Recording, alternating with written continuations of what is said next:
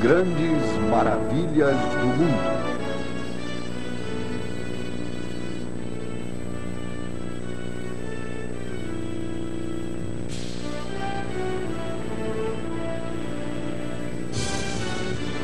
Maravilhas criadas pelo homem.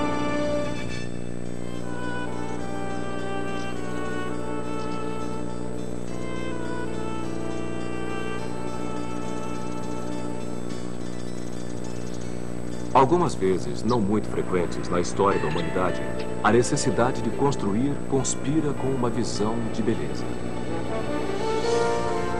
O desejo de realizar conspira com a habilidade de criar. E o que nasce, então, é uma obra de rara beleza. Uma maravilha. Obras que paralisam. Que tiram o fôlego. Que parecem gritar. Vejam o que nós podemos alcançar. Estas são as eternas realizações do homem. Testamentos duradouros de uma batalha permanente. Deixar uma marca em um mundo efêmero.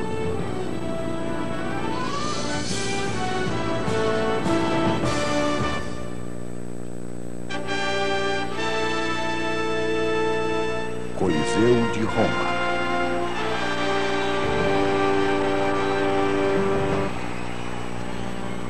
Há quase 2000 anos, os romanos testemunharam uma maravilha.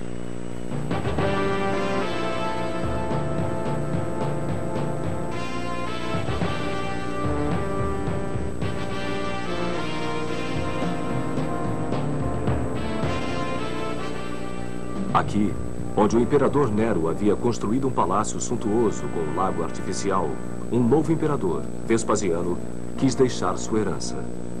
Não com um grande palácio para seu próprio desfrute, nem com um templo para agradar aos deuses, mas com um imenso palácio para o público. Um anfiteatro para sediar os jogos, campeonatos e rituais que acabou se tornando a mais importante assembleia pública da capital.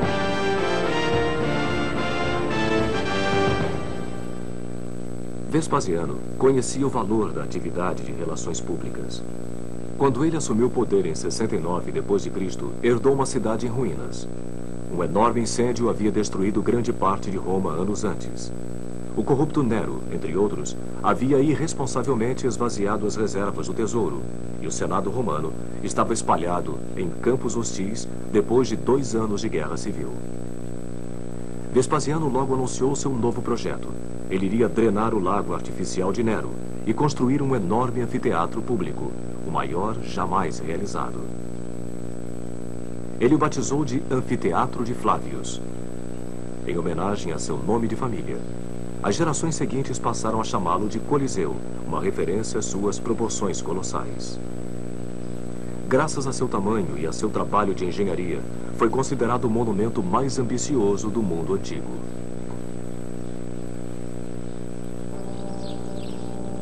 Enormes blocos de calcário foram carregados por escravos para construir a elipse de dimensões monumentais, 600 metros de circunferência, cobrindo 15 hectares e erguendo-se a uma altura de 16 andares. Primeiramente, foram erguidos os arcos e os pilares, e em seguida as paredes laterais foram sendo construídas, preenchendo os espaços vazios com uma rocha vulcânica muito leve chamada Pedra Pomes. Com lugar para 50.000 espectadores, o Coliseu equivale aproximadamente à metade do tamanho do Maracanã. Os construtores de estádios de hoje em dia ainda se baseiam no sistema engenhoso de entradas e passagens primeiramente utilizado no Coliseu.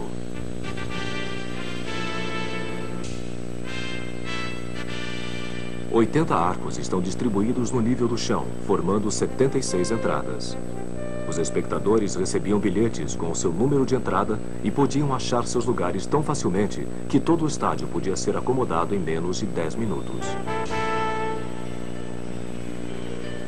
Uma vez dentro, o lugar de honra era um grande palanque em mármore, onde o imperador se acomodava com sua comitiva, incluindo jovens virgens. Um pouco acima, sentavam-se cidadãos livres. Mais acima ainda, sentavam-se visitantes estrangeiros e escravos. E, finalmente, em arquibancadas de madeira, ficavam as mulheres e os pobres. Mesmo durante os jogos públicos, classes sociais e status eram os princípios da organização. Mas por que uma obra tão impressionante destinada ao esporte? No início dos tempos romanos, jogos públicos, chamados de circos, eram realizados somente em dias sagrados para homenagear os deuses da cidade. Até a época de Jesus, torneios, caçadas a feras e corridas de carruagens eram uma obsessão para os romanos. Qualquer imperador que se prezasse levava a sério os conselhos do historiador Juvenal. Apenas duas coisas fazem um romano se preocupar hoje em dia. Panem et circenses, pão e o circo. A obra de Vespasiano levaria menos de 10 anos para ser concluída. E apesar de ele não ter vivido para ver seu trabalho terminado, o Coliseu permanece o símbolo eterno de toda uma civilização. Os romanos já provaram ser os melhores engenheiros que o mundo já viu. Inventores do arco, da cúpula, construtores de estradas, aquedutos, pontes e banheiros. Embora a estética romana tenha sido em grande parte emprestada dos gregos, sua tecnologia era profundamente original. Lá perto, no Panteão, uma gigantesca abóbada de concreto parece flutuar suavemente no espaço. Uma estrutura de concreto armado tão grande, vazada por um único raio de luz, não seria construída novamente até o século XX.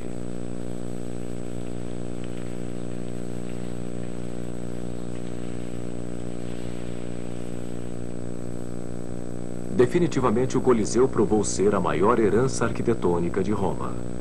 No entanto, o que o monumento tinha de magnífico chocava-se com o que de cruel acontecia dentro dele. Espectadores ficavam em torno da arena central, onde era espalhada areia para cobrir o sangue derramado no ritual dos jogos. No dia da inauguração, no ano 80, o novo imperador Titus, filho de Vespasiano, inaugurou o anfiteatro com uma caçada a feras selvagens. Em apenas um dia, 5.000 animais foram condenados à morte. Esses rituais sangrentos de celebração poderiam durar mais de 3 meses. Animais exóticos eram trazidos de regiões distantes para o Coliseu, onde eram mantidos em celas localizadas no nível subterrâneo, que podem ser vistas ainda hoje. As feras eram então transferidas em elevadores para o nível da arena, onde iriam enfrentar as lanças dos caçadores. Em algumas ocasiões, as canaletas de drenagem eram fechadas e a arena era deliberadamente inundada. O estádio se transformava no mini-mar para a simulação de batalhas navais. Os gladiadores eram, no entanto, a atração principal do Coliseu. Escravos, criminosos e a mais baixa estirpe de Roma, algumas vezes até mulheres, eram especialmente treinados para depois se apresentarem nas batalhas públicas. Ave César! Nós que estamos prestes a morrer, vos saudamos. A coragem ou a covardia do gladiador era aplaudida ou vaiada pela multidão, que votava com as mãos o destino do perdedor. De acordo com alguns historiadores, polegares para cima ou uma onda de lenços abanando significavam que o gladiador viveria e poderia até mesmo se tornar um homem livre. Polegares para baixo condenavam o lutador a uma morte imediata. Por 325 anos, o Coliseu testemunhou inúmeros espetáculos assustadores como estes, e pode ter sido também o lugar onde o martírio dos cristãos perseguidos acontecia. Finalmente, em 404 d.C., todo o sacrifício público em Roma foi banido pelos imperadores cristãos no poder, e o Coliseu, danificado por terremotos e tempestades, se transformou em ruínas.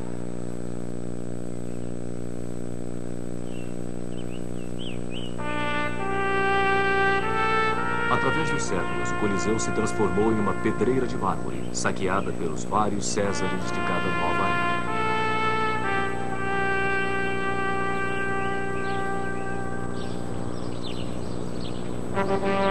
Mas o triunfo dos engenheiros continuou de pé, o símbolo fantasmagórico do Império Romano, tanto em sua maior exaltação quanto em sua maior depravação. Séculos depois de sua construção, um monge inglês faria a seguinte profecia: Enquanto durar o Coliseu, Roma viverá. Quando cair o Coliseu, Roma morrerá. E quando Roma morrer,